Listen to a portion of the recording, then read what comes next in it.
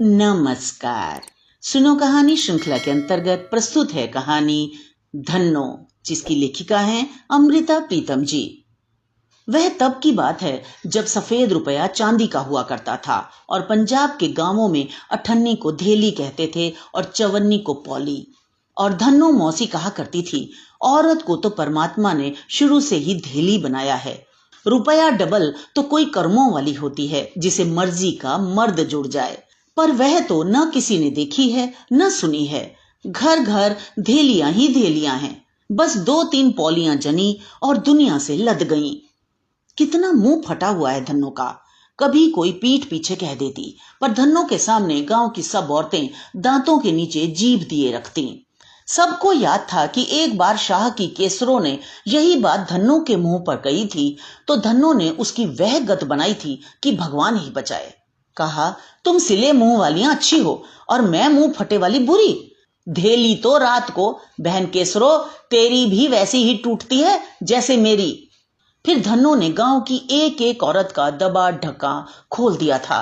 आए तो सही लंबड़ों की ईशरो मेरे सामने, जिसके बूढ़े खसम से उसकी धेली नहीं टूटती तो वह सांड जैसे देवर से धेली तोड़वाती है।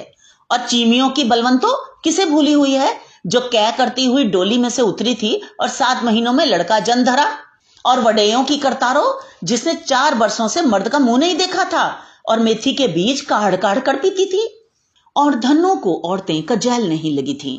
उसने उनकी अछूती कुंवारियों के नाम गिन दिए थे। तू बड़ी सयानी है, अपनी छल्लों को संभाल, जो संधुओं के जगतारे से धेली तोड़वाने को फिरती है। और तू धर्मात्मन, पहाड़ जितनी बीरों का तू ब्याह बरौठी क्यों नहीं करती, जो गुरुद्वारे के भाई से कंधा घिसाती है। और गांव की औरतें त्राही त्राही कर उठी थीं और फिर कभी कोई धन्नो के मुंह पर नहीं बोली थी।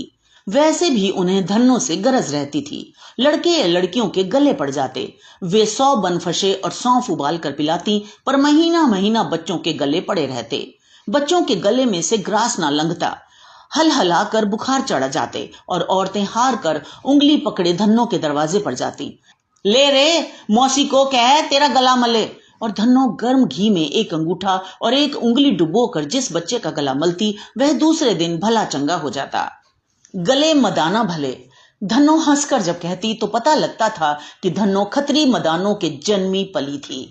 वैसे न किसी ने उसके माँ बाप देखे थे, न कोई सगा संबंधी। सिर्फ दंत कथा थी कि धन्नो खाते पीते घर की बेटी थी। उसको जवानी बाढ़ की तरह चढ़ी थी और उस उम्र में उसने किसी से दिल लगा लिया था। पर उसके माँ बाप के घर से भगा कर ले आने वाला कोई वैली पट्ठा था, जो 10-20 दिन उसके साथ खा खेल कर उसे कहीं बेचने को फिर रहा था कि धन्नो ने उसे मुंह फाड़ कर कह दिया था, जो पल्ले में बंधी धेली तोड़वा कर ही रोटी खानी है तो जाती बार तेरी जेब क्यों भर कर जाऊं। और वह दबंग होकर उसे पैर के कांटे की तरह निकाल आई थी। सो न उसके जनने वाले उसके रहे थे, न उसको लाने वाला। और फिर कहते हैं कि किसी गांव के जमींदार ने उस पर रीझ कर उसे अपने घर बैठा लिया, पर उसके बेटों ने जब घर में डंडा खड़काया तो उसने बेटों से चोरी छिपे दूर गांव में 2 बीघे जमीन खरीद कर उसके नाम लिखवा दी थी और उसे एक अलग घर बनवा दिया था। जब तक जीता रहा उसकी खैर खबर लेता रहा, पर अब वह भी मुद्दत हुई मर गया था और धन्नो छड़ी छांटी अपने बूते पर जी रही थी।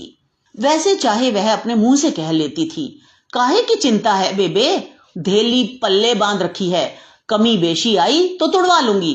पर एक बार एक मूंछ फूटते ने जब धन्नो की बाह पर चिकोटी भरकर कहा था, धेली तो दिखा कितनी खरी है, तो धन्नो ने उसके गले के कंठों को हाथ में पकड़कर कहा था, चल दिखाऊं तेरी मां के घाघरे में है। और उसके बाद गांव के किसी भी मर्द की क्या मजाल जो धन्नो को आंख उठाकर देख जाए। और धन्नो दबंग होकर जीती थी।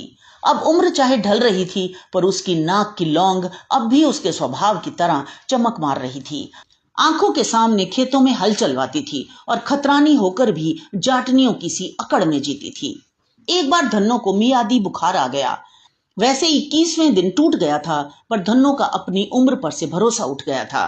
वह एक दिन पास के शहर में गई और अपनी जमीन का कागज पत्र ले गई। बात उड़ गई कि धन्नो ने अपनी जमीन की वसीयत कर दी है। अरे किसके नाम लिखी है? गांव की औरतें आपस में खुसर पुसर करती, पर धन्नो से कुछ भी पूछने का उनमें जिगरा ना था। एक दिन गांव की एक लड़की सेमो को कुछ जिगरा हुआ। पिछले दिनों एक शाम को सेमो खेत से लौट रही थी कि नंबरदार का नशे में चूर बेटा उसको राह में घेर कर खड़ा हो गया था। उधर से कहीं धन्नो भी गुजर रही थी कि सेमो ने उसे देखकर जोर से आवाज दी थी, मौसी धन्नो। धन्नो छाती तानकर जा पहुंची थी और लड़की अछूती घर पहुंच गई थी।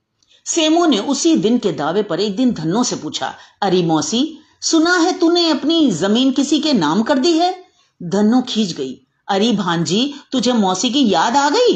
तेरी माँ और मैं जुड़वा जन्मी थी, तभी मैं तेरी मौसी लगी ना। और सेमो के मुंह की हवाइयां उड़ गईं।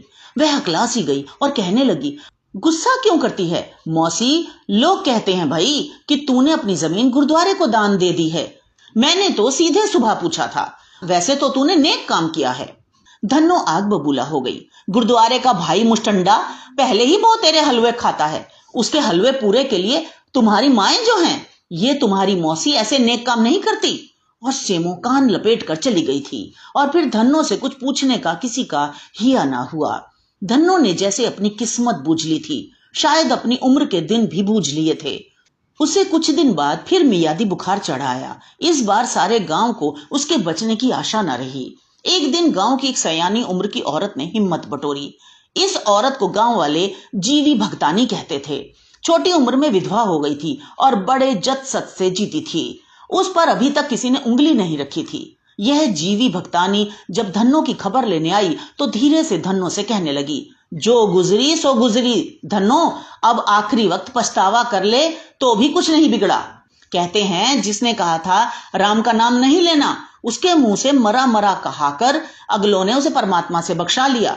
धन्नो मरती मरती भी हंस पड़ी।